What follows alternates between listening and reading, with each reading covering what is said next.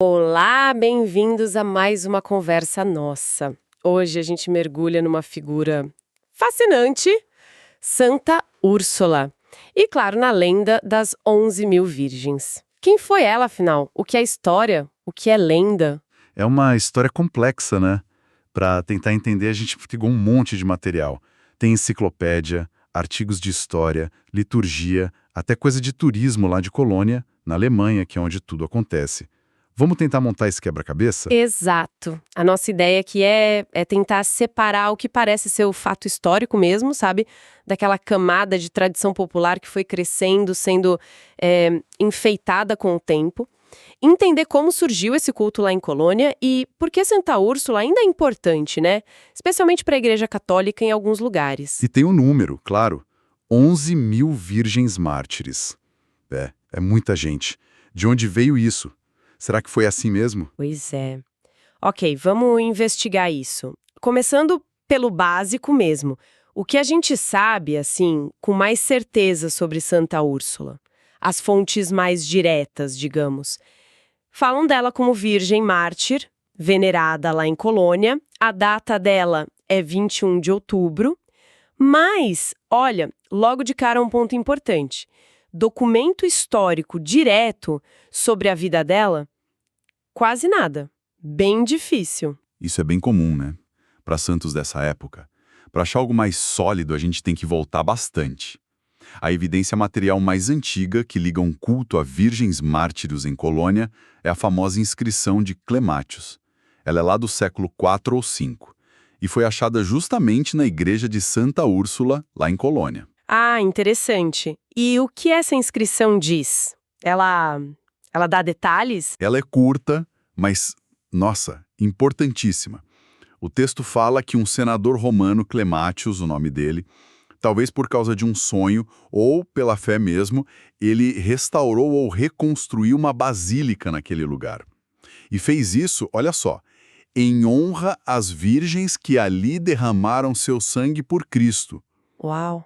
O fascinante aqui é que isso prova, arqueologicamente, que já existia um culto muito antigo a virgens mártires em Colônia, séculos antes da lenda detalhada aparecer.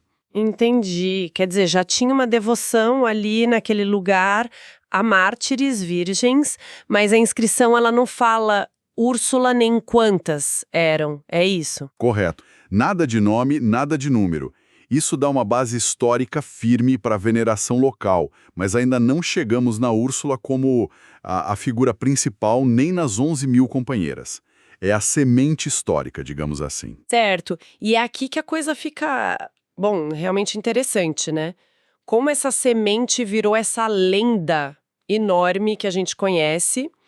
As fontes que a gente viu indicam que essa elaboração toda aconteceu mais ali entre os séculos X e XIII. Foi nesse período que a história começou a crescer, ganhar detalhes. Sim, é nessa época, na Idade Média, que a Úrsula surge como a protagonista mesmo. Ela passa a ser descrita não só como mártir, mas como princesa, muitas vezes britânica, e com uma fé cristã muito forte. A história que se firma é que ela liderou uma peregrinação, talvez para Roma, com um grupo enorme de outras virgens. E aí o final trágico acontece perto de Colônia, né? Exato. Na volta, ou em alguma parte da viagem, o grupo teria sido pego pelos hunos, que naquela época, historicamente, era uma ameaça real ali na região do Reno, e atacavam cidades como Colônia.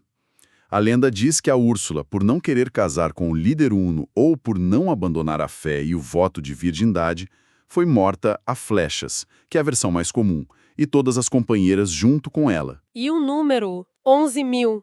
Como esse número gigantesco entrou na história? Essa é a parte talvez mais curiosa e debatida. A hipótese mais aceita hoje pelos estudiosos, e que, olha que interessante, já aparecia em algumas fontes da própria Idade Média, sugere que foi um erro. Um provável erro de leitura ou de interpretação de uma abreviação em latim, em algum documento antigo. A inscrição original talvez fosse algo tipo XMV. XMV. E o que isso significaria originalmente? O mais provável é que fosse um desse mártires virgines, ou seja, 11 mártires virgens. Um grupo pequeno, mas ainda assim notável.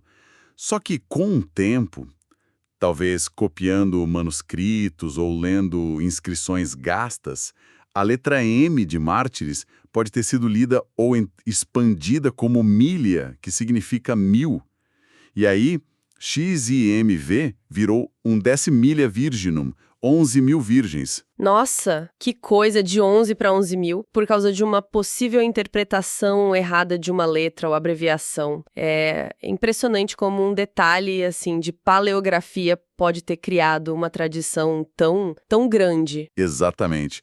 E é bom dizer que essa teoria do erro não é só uma ideia moderna, não. Já se discutia isso na Idade Média, e hoje é o consenso da crítica histórica, litúrgica que estuda o assunto.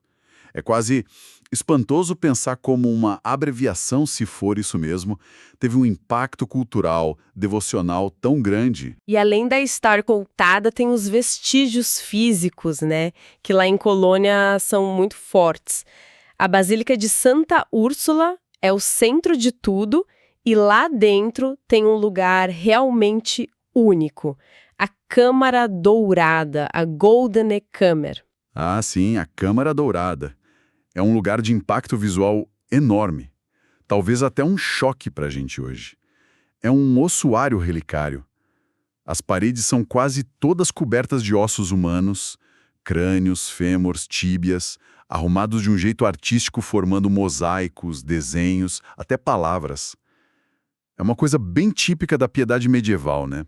Que via nas relíquias um jeito concreto de se conectar com o sagrado. Mas de onde vieram tantos ossos para preencher um lugar assim? Aí tem outro momento chave, onde a história e a lenda se encontram de novo.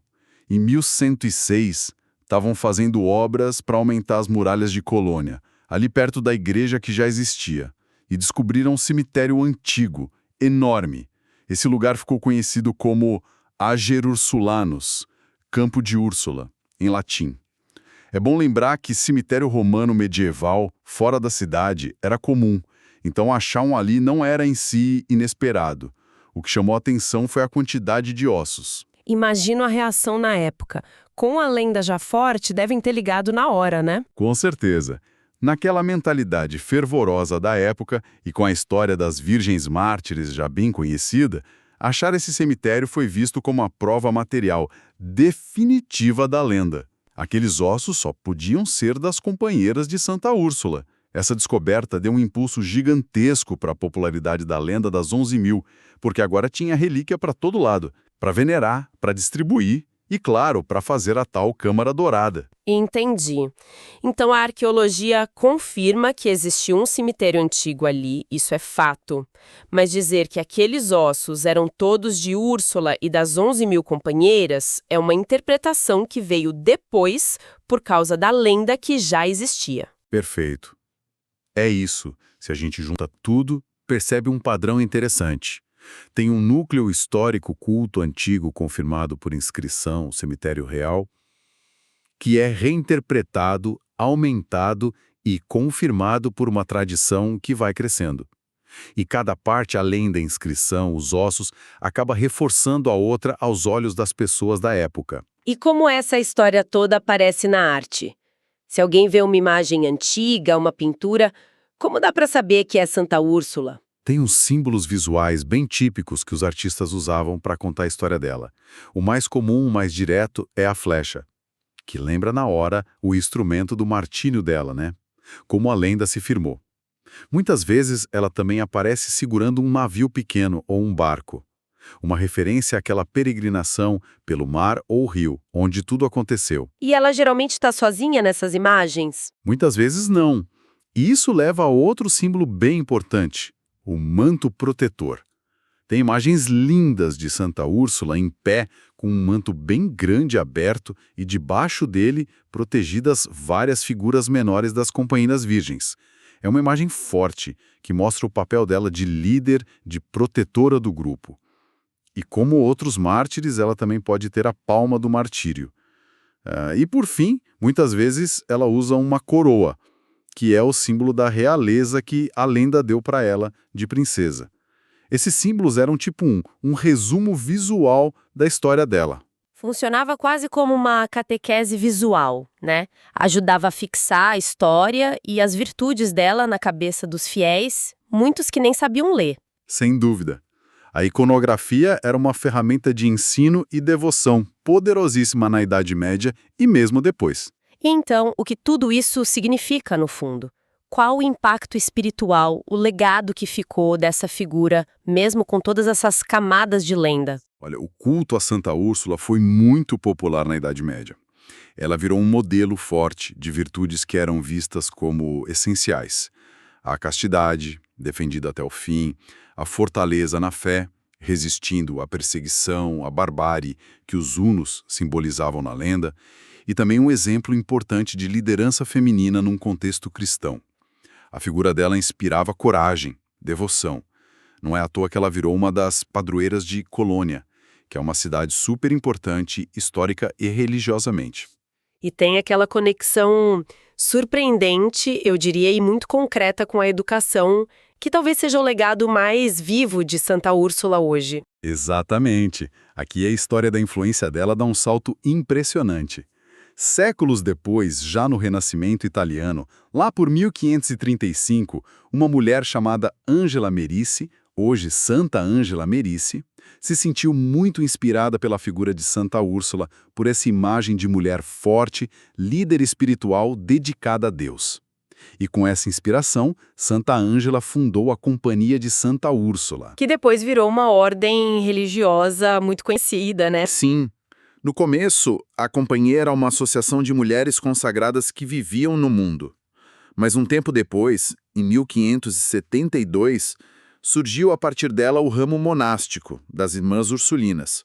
E essa ordem religiosa, desde o início, se dedicou de um jeito especial e com muito fruto ao longo dos séculos à educação de meninas e jovens mulheres.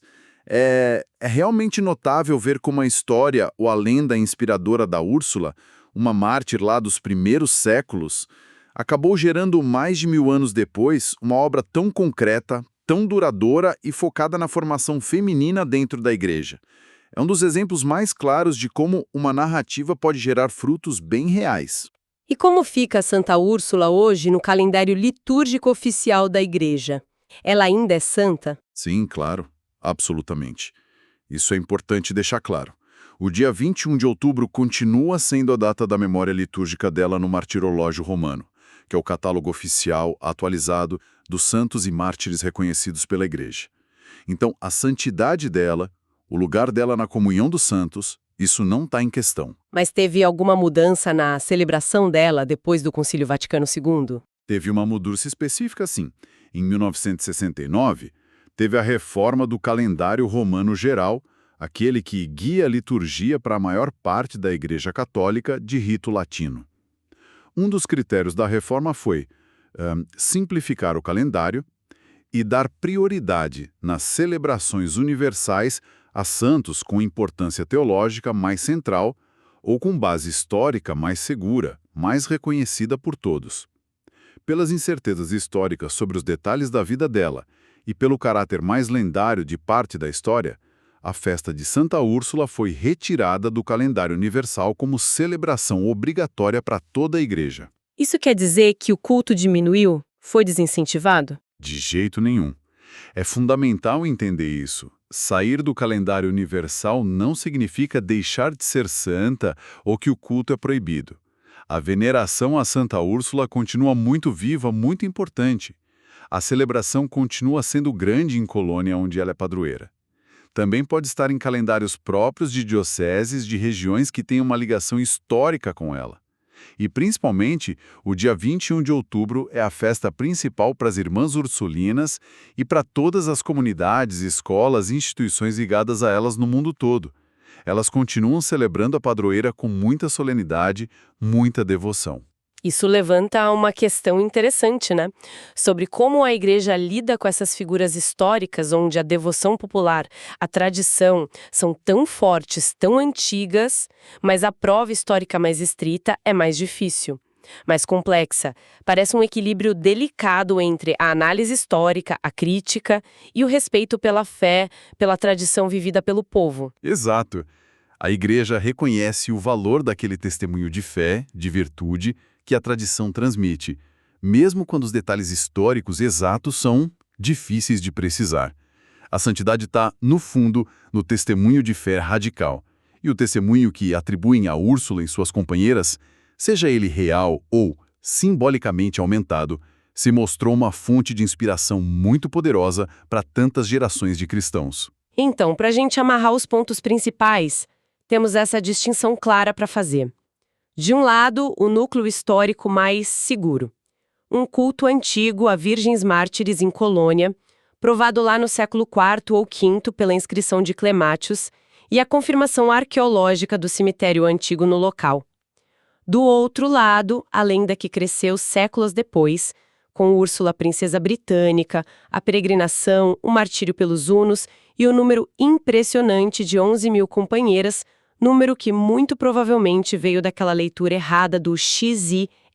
Síntese perfeita e sem esquecer da Basílica de Santa Úrsula em Colônia e daquela Câmara Dourada impressionante como os lugares físicos que materializam e guardam essa memória complexa, misturando fato histórico, interpretação e lenda. E o legado, como a gente viu, vai muito além da devoção pessoal ou local. Com certeza, Santa Úrsula continua sendo um símbolo forte de coragem na fé, de defesa da pureza, de liderança feminina cristã, mas o impacto mais palpável, mais duradouro, talvez, seja mesmo ter inspirado Santa Ângela Merici, e assim a fundação das Ursulinas, o trabalho educacional enorme que essas religiosas fazem há quase 5 séculos, focado na formação integral de mulheres, é um fruto concreto extraordinário que nasceu diretamente dessa devoção antiga. Entender essa dinâmica toda entre história, lenda, devoção e impacto institucional mostra como figuras como Santa Úrsula, mesmo com todo o mistério, com as camadas de narrativa,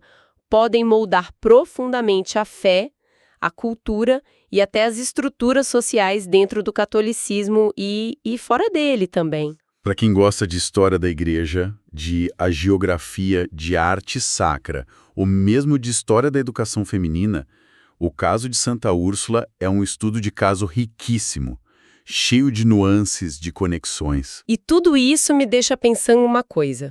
Talvez para a fé que inspira, para a tradição que continua, a precisão histórica exata de cada detalhe eram 11 ou 11.000.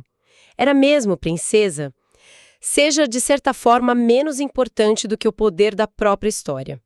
A narrativa de uma fé inabalável, de uma coragem extrema diante da morte, seja de um grupo pequeno e real ou de uma multidão simbólica, ressoou tão fundo que inspirou não só oração e devoção, mas ações concretas, transformadoras, como criar ordens para espalhar conhecimento e valores cristãos, pela educação. O que será que a força, a persistência de lendas como a de Santa Úrsula diz sobre a nossa necessidade humana? Fundamental. Por exemplos inspiradores de fé, de virtude, por modelos que mostrem que dá para viver e, se precisar, morrer por aquilo que a gente acredita. Fica aí a pergunta para nossa reflexão.